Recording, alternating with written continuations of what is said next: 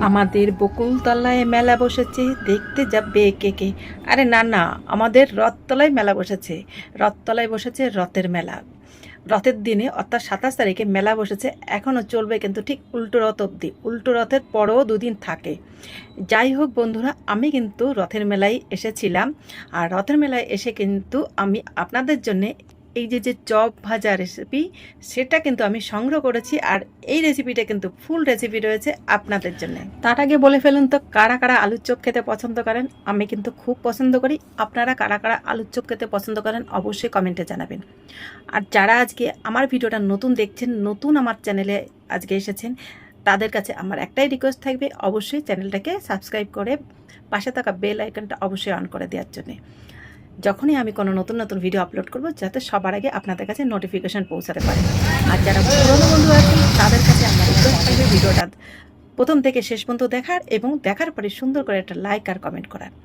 Okay, hi hello, I am Seema Roy from Barasat, Kolkata. এই দাদার যে চপের দোকানটা, এই চপের দোকান কিন্তু ঠিক রথতলাতেই রয়েছে। এই দাদা কিন্তু এভরিডে বিকালে বসেন।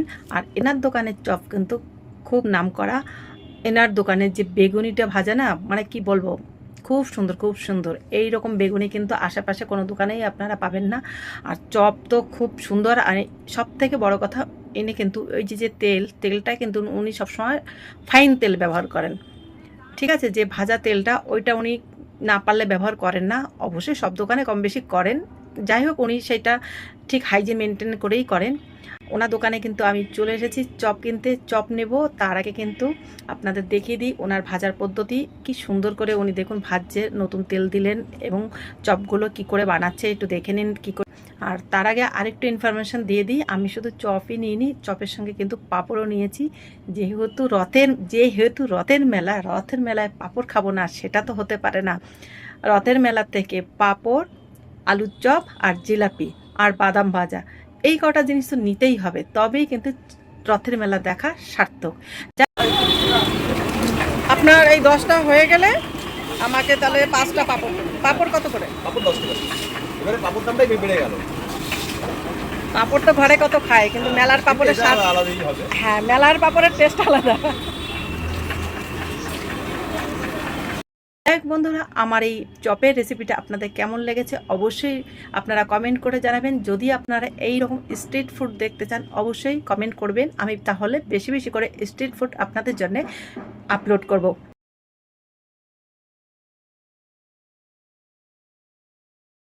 মানে মেলায় আপনি মানে এরকম মানে একটু ব্র্যান্ড ইউজ করে আপনার দেখে আপনাকে দেখাচ্ছি। এই কম্পিউটার ঢালবো তখন দেখাচ্ছি।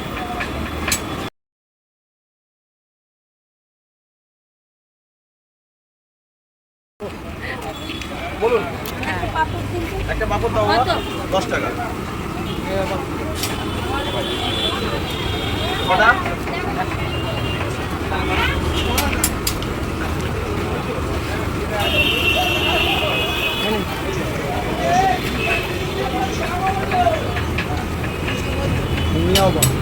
টাকাটা একটু পাল্টাবে।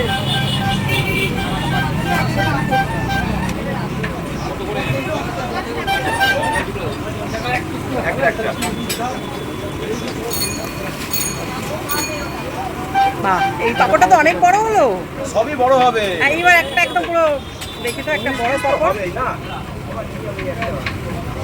ছোট কাপড় আমি দিচ্ছি, দাঁড়াও দাঁড়াও দাঁড়াও দাঁড়াও।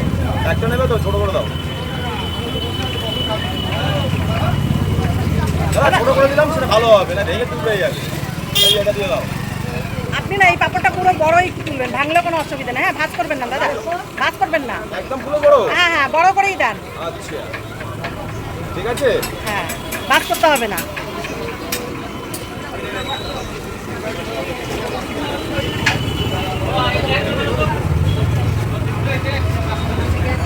ব্যাস, এবার আপনি প্যাকিং করুন।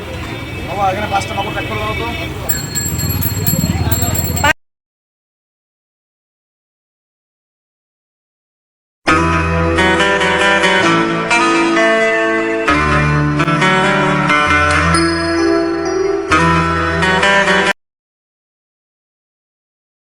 এই করেন, ওনার দোকানে কিন্তু আমি চলে এসেছি চপ কিনতে। চপ নেব তার আগে কিন্তু আপনাদের দেখিয়ে দিই ওনার ভাজার পদ্ধতি। কি সুন্দর করে উনি দেখুন ভাজছে, নতুন তেল দিলেন এবং চপগুলো কি করে বানাচ্ছে একটু দেখে নিন কী করে।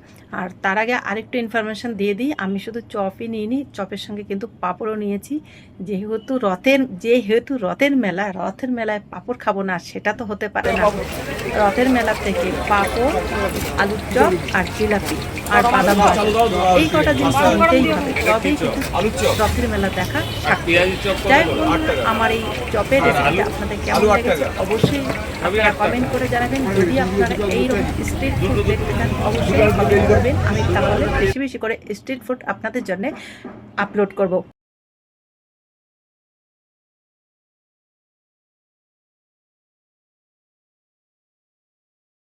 আমার এখানে অনেকেই আসে, এসে পরে। তাহলে আমি মাঝে মাঝে আসবো। হ্যাঁ, আমার বাড়ি শিশিরগঞ্জ, আপনি চেনেন ওই। আমার এখানে অনেকে আসে, আর আমি তো সেই মেলার মতো করি না, যা করি সেই 12 মাসের মতোই করি। আপনার দোকানের বেগুনি খুব ভালো, আমার তো মাঝে মাঝে নিয়ে যায়। বেগুনি ভালো, দামও ভালো। এখন বেগুনি কিনছি 120 টাকা, 130 টাকা। দাদা দামটা তো আমাদের কাছে সবসময় ম্যাটার করে না, আমাদের একটু খাবারটা ম্যাটার করে। জিনিসটা হ্যাঁ, আমি রিফাইন ছাড়া, রিফাইন মানে পিওর রিফাইন ছাড়া আমি মাল ভাজি না, পাম ফার্মেসের তেলে মাল ভাজি না। সেই হিসাবে আমার একটু মেলায় কাস্টমার একটু অন্যরকম। এমনিতেই মেলায় বসলে তো হয়, আর চিনা জানা হলে তার কোনো টেনশনই নেই।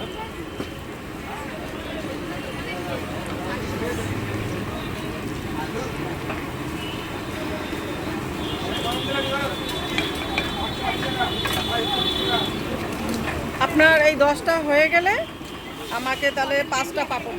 পাঁপড় কত করে? পাপড় 10 টাকা। এবারে পাপড় দামটাই বেড়ে গেল। পাঁপড় তো ঘরে কত খায়, কিন্তু মেলার পাঁপড়ের স্বাদ আলাদাই হবে। হ্যাঁ, মেলার পাঁপড়ের টেস্ট আলাদা।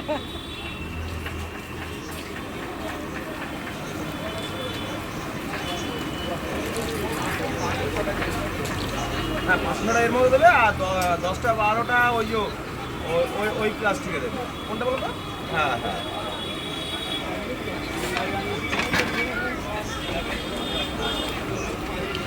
এই পাপড়টা ভাজছি, ভেজে ছিল মানে মেলায় আপনি মানে এরকম মানে একটু ব্যান্ড টাইপ ইউজ করে। আপনার ভেজে আপনাকে দেখাচ্ছি, ঢালবো তখন দেখাচ্ছি।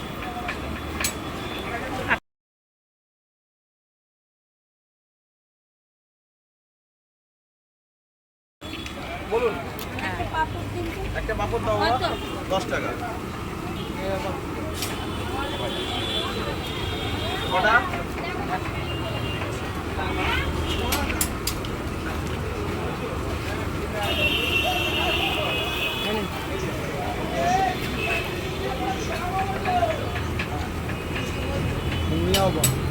টাকাটা পাল্টা দে।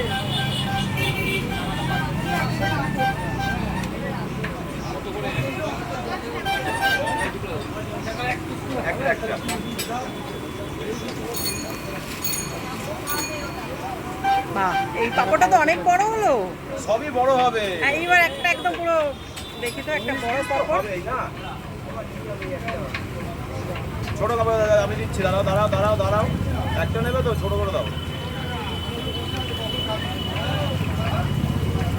দাদা ছোট করে দিলাম, সেটা ভালো হবে না, ভেঙে টুকরে যাবে। এই এটা দিয়ে দাও।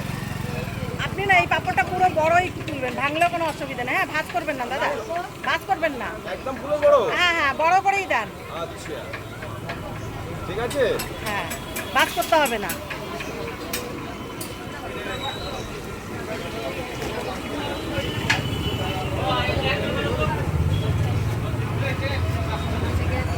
ব্যাস, এবার আপনি প্যাকিং করুন।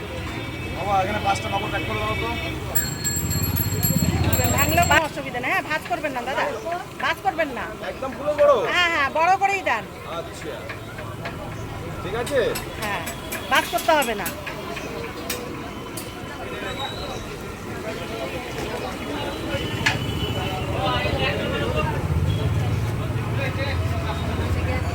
ব্যাস, এবার আপনি প্যাকিং করুন। বাবা এখানে 5টা কাপড় প্যাক করে দাও তো।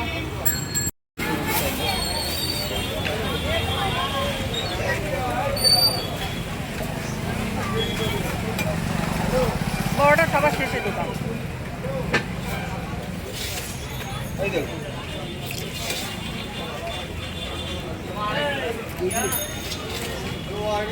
বৃষ্টি আসবে মনে হচ্ছে এক্ষুনি।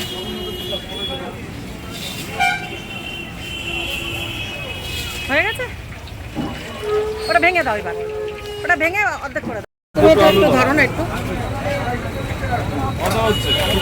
একটুখানি আমাকে একটু ভিডিওটা করে দাও। এটা চালু আছে।